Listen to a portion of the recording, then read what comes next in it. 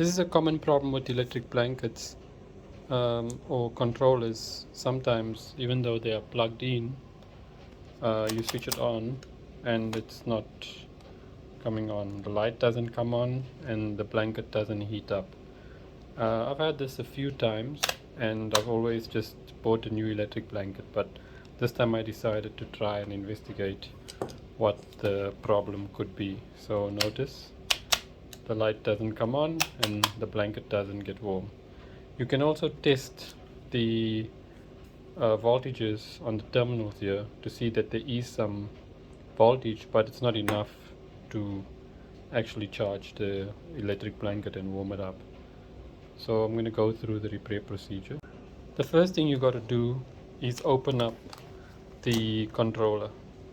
Now normally these are sealed, and I put in a pry tool here, which is like a plastic, and snapped it open. Unfortunately, the whole situation is, so this is live now at 220 volts, so I just have to pull the plug out.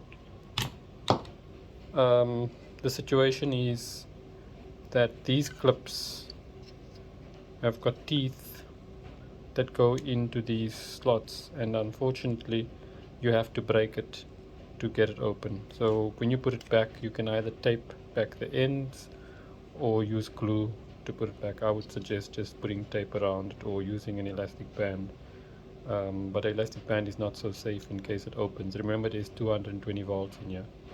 So anyway, I'm going to show you what the problem is in a minute. So the problem is this here. This, if you can read carefully, I'm not sure if this camera can zoom. Okay, it's got a number on there saying 108 degrees Celsius, 2 amps. This is a thermal cutoff fuse. So the moment the temperature of this thermal cutoff fuse goes above 108 degrees Celsius, it breaks, and basically you don't have a complete circuit anymore, and it doesn't reset itself.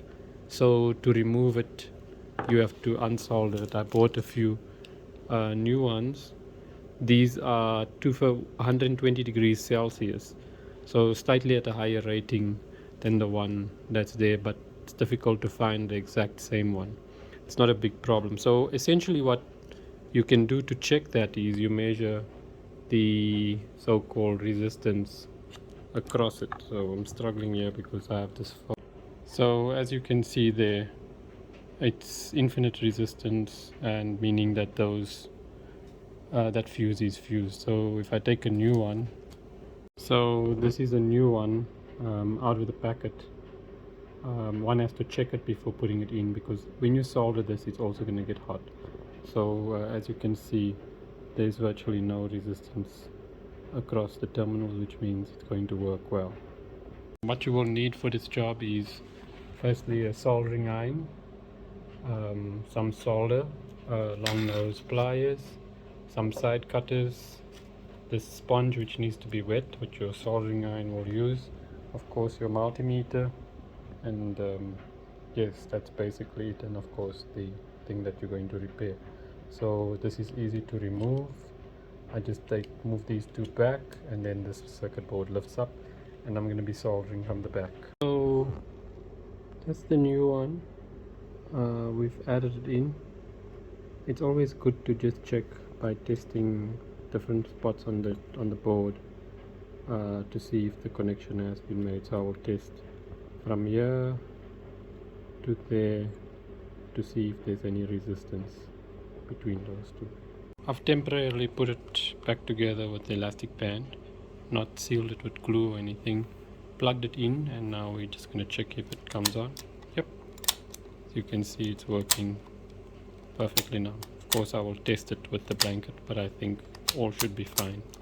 This problem typically happens when this unit is actually placed underneath the blanket when it's warming up, and then it gets hot as well.